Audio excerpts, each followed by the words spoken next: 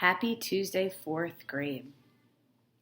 Last week, you read the story Moonrunner, which was about a girl whose talent for running makes her friend jealous.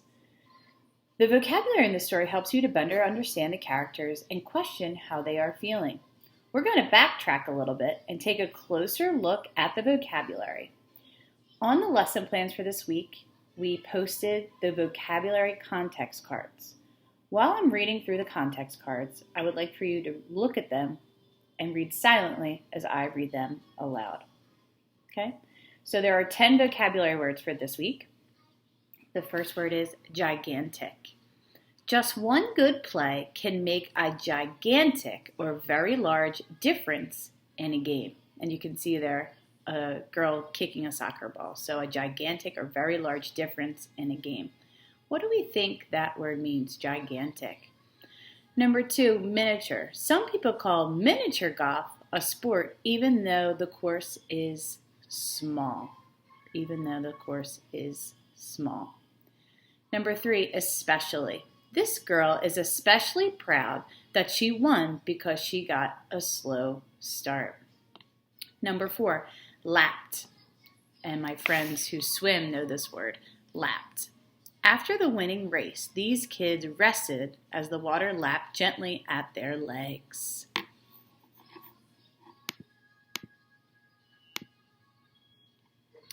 Number 5 is vanished. The fly ball sailed over this outfielder's head and vanished or disappeared. Number 6 is jealous. Kids can be jealous. They might envy a friend's success in sports, and we saw that in our main selection of Moonrunner.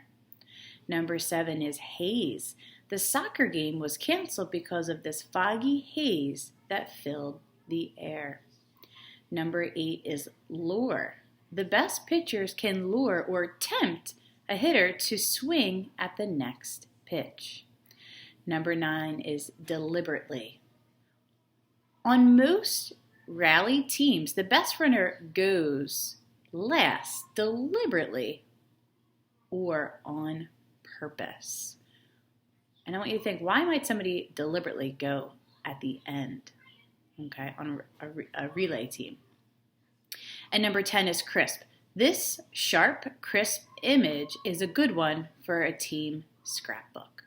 So they're the 10 vocabulary words for this week. Now, since we're backtracking a little bit, we've already heard these words and we're familiar with these words, but I want you to think about them while I'm reading the background of the story, okay? And this is called being a good sport. And most of you who are on a sports team, you know what it means to be a good sport. So let's listen. Does a game of baseball or soccer ever lure you and your friends outside? Many kids love outdoor sports, whether the sky is crisp and clear or filled with rainy haze. Some people even have happy memories of playing in cold weather while the wind lapped against their faces. Ooh.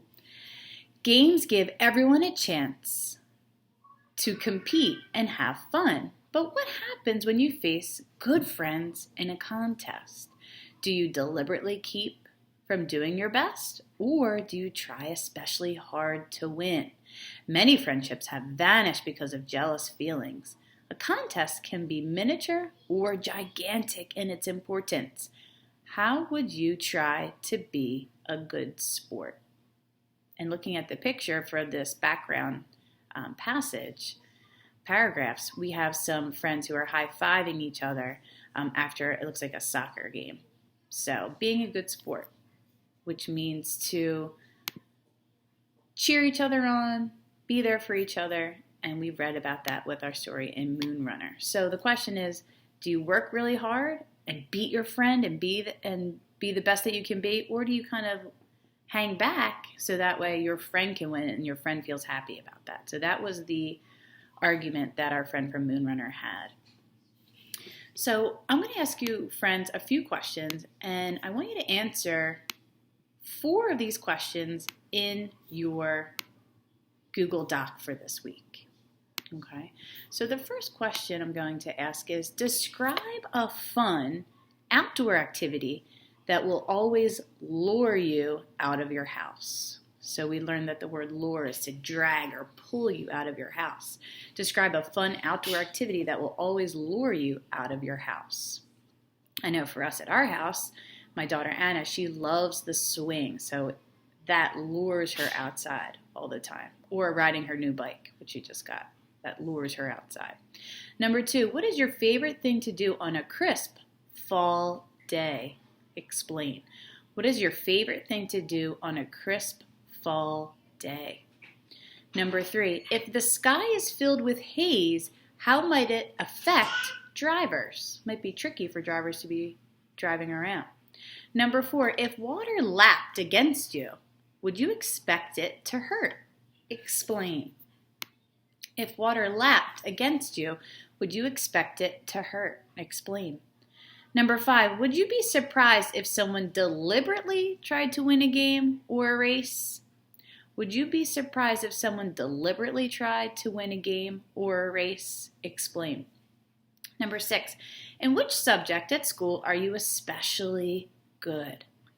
Some friends might be really talented with art. Some friends might be really talented with math. Which subject in school are you especially good? Number 7, what did you do the last time one of your belongings vanished? I know I lose things all the time, so trying to think about where did it go before it vanished. Number 8, if a friend feels jealous, how can he or she best handle the situation? And this is a tricky one, and some of my 4th grade friends had to deal with this. If a friend feels jealous, how can he or she best handle the situation? Number 9, using specific details, describe something miniature in your house. What is something miniature?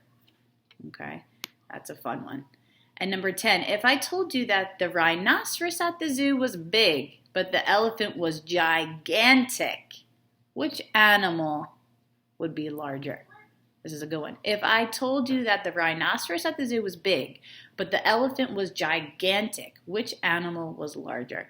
So friends, you're choosing 5 of those questions to complete on your Google Doc that you're handing into your teacher, okay, at the end of the day or the end of the week, whenever you can complete it.